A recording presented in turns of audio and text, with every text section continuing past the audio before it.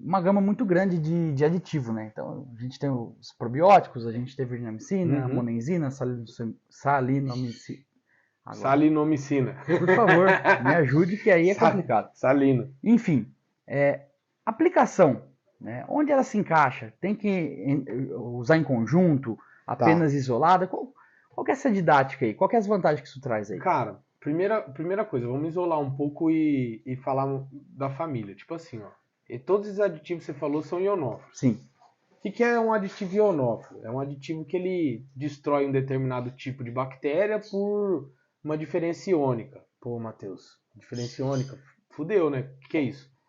Cara, existe uma química dentro da célula de qualquer ser vivo, tá? E você alterar essa química, você mata esse ser vivo.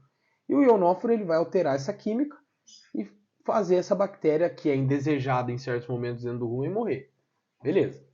Então, assim, monenzina, salinomicina, lazalocida sódica, narazina, entre outras, são todos aditivos ionóforos que têm exatamente a mesma função. Alguns trabalham de forma um pouco diferente dos outros, mas todo mundo com a mesma finalidade de destruir um determinado tipo de bactéria, que é uma bactéria dentro do rumen que produz ácido lático. E o ácido lático lá dentro do rumen é extremamente prejudicial para o processo digestivo e, consequentemente, para a produção e mais um monte de coisa. Sim. Só que cada uma tem uma característica. Exemplo, monenzina, molécula mais velha, mais estudada, consequentemente a molécula mais pirateada, a mais fácil de você encontrar uma porcaria no mercado, e ela tem um problema que ninguém sabe o porquê exatamente, mas ela tem um problema de controle de consumo. Então ela reduz o consumo de matéria seca, ela reduz o consumo de sal, por exemplo. Então sempre que ela está envolvida no processo, ela reduz a quantidade de comida que o animal consome por dia. Em alguns casos, por causa desse fator, em alguns casos ela é preferível, principalmente em dieta de confinamento, porque se eu mantenho o desempenho do animal e faço ele consumir um pouco mais, eu melhoro o custo-benefício. Eu melhoro o meu custo-benefício, minha dieta fica mais barata, minha arroba produzida também fica mais barata. Beleza. Mas ela tem um grande problema para fazendas extensivas. A dose letal dela para cavalo é muito alta, Sim, é muito baixa. Então qualquer coisinha mata o cavalo. A gente desenvolve uma cólica nele. Outra bastante usada, lazalocida sódica. Grandes indústrias hoje usam ela porque a dose letal para cavalo é bem menor. Então o animal pode comer com mais segurança. Ela tem o mesmo efeito da monenzina, exatamente o mesmo efeito, o mesmo poder, e ela não atrapalha consumo. Então você pode trabalhar com uma determinada segurança, principalmente quando você tem dietas de maior desafio. O que é dieta de maior desafio? Que vai ter uma produção maior dessas bactérias que produzem ácido lático. Você pode trabalhar com uma dose da lazalocida maior para fazer esse efeito tampão, para conseguir segurar o desafio dentro desse rumen. A narazina é uma molécula mais nova, é uma molécula que foi introduzida no mercado com um tempo aí mais curto. Ela se mostrou extremamente eficiente no combate à coccidiose. Então, assim, quem tem muito problema com diarreia escura ou quem vai trabalhar com bezerro, a narazina foi quem se provou melhor nesse processo. Mas, como ela é mais nova, consequentemente também ela é mais cara. A salina é meio que um coringão. Ela aparece em diversos... aparece em diversos produtos, como esses aditivos promotores de crescimento, mas ela tem um efeito muito parecido com as outras e uma depressão de consumo também pequena. Uma coisa importante também falar da narazina. A dose letal para cavalo dela é baixíssima. Então, assim, lambeu, morreu. Então, tem que tomar muito cuidado, principalmente quando a gente fala do uso dela e fala do uso dela para bezerros. A gente está falando de produtos de cripe extremamente palatáveis, gostosos pra caramba, onde o bicho não vai só lamber, ele vai comer de bocado. Entendi. Então, você tem que tomar muito cuidado quando a presença dela nesse tipo de produto. Isso a gente falando basicamente de dietas de desafio, dietas de grande quantidade de grão, só que agora esses aditivos estão entrando cada vez mais em produtos a pasto. Assim, eu tenho um questionamento meu sobre esse tipo de uso, porque ele tem uma especificidade no combate a um tipo de bactéria. E essa bactéria ela não está presente a pasto, porque ela precisa do carboidrato de grãos para se multiplicar, certo?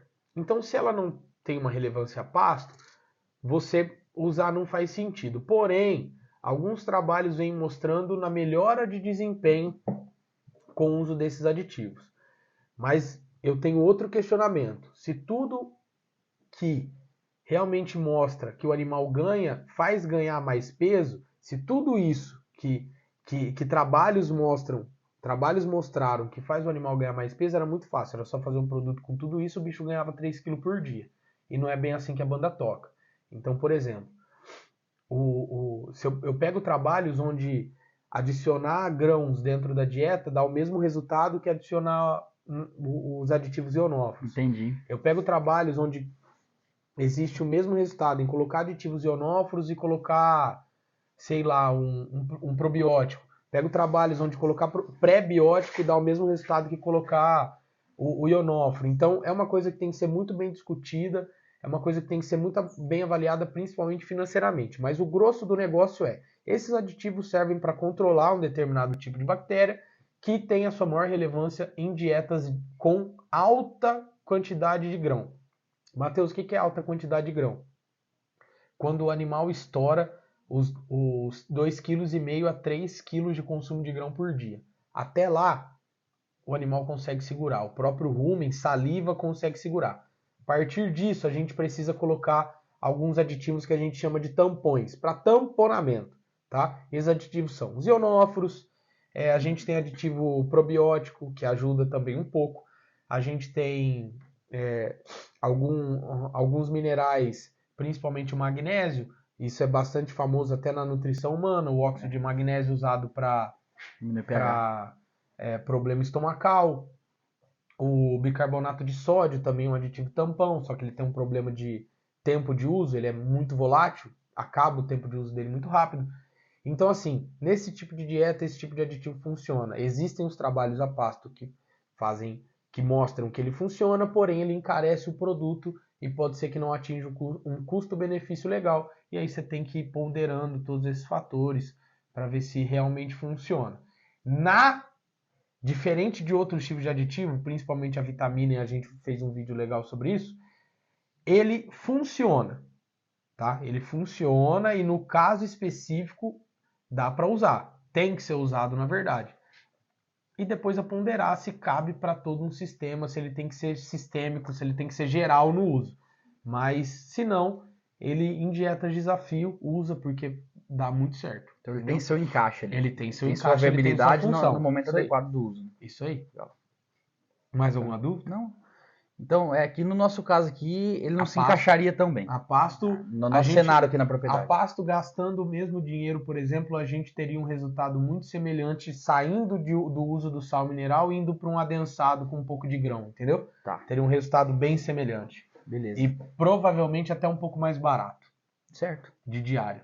Entendeu? Entendi. Mas a função dos ionóforos é essa. Basicamente efeito tampão. Matar um determinado tipo de bactéria presente em dieta rica em grão. E fora as controvérsias que sempre teve, né? A legislação também, não podia, agora pode, não pode. Uns falam que isso é antibiótico, dá resíduo, a VM a virginamicina. Tem esse detalhe. Ela nem se encaixa como ionófilo, ela é um antibiótico mesmo, de uso humano muito bem definido, principalmente em problema gastrointestinal, e aí até um risco à nossa saúde. Usar a VM de forma desenfreada pode gerar uma determinada resistência bacteriana. Quando a gente precisar usar, a gente não tem um medicamento.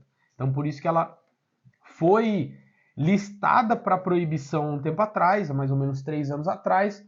Problema, Brasil, política, lobby, dinheiro, não proibiu. Mas é um problema ser usado e a gente consegue ter o mesmo efeito do uso dela com outras estratégias, seja de manejo alimentar, seja de presença de aditivo dentro da dieta, entendeu? Entendi, bacana. Beleza? Show. Então fechou. Era isso, pessoal. Valeu!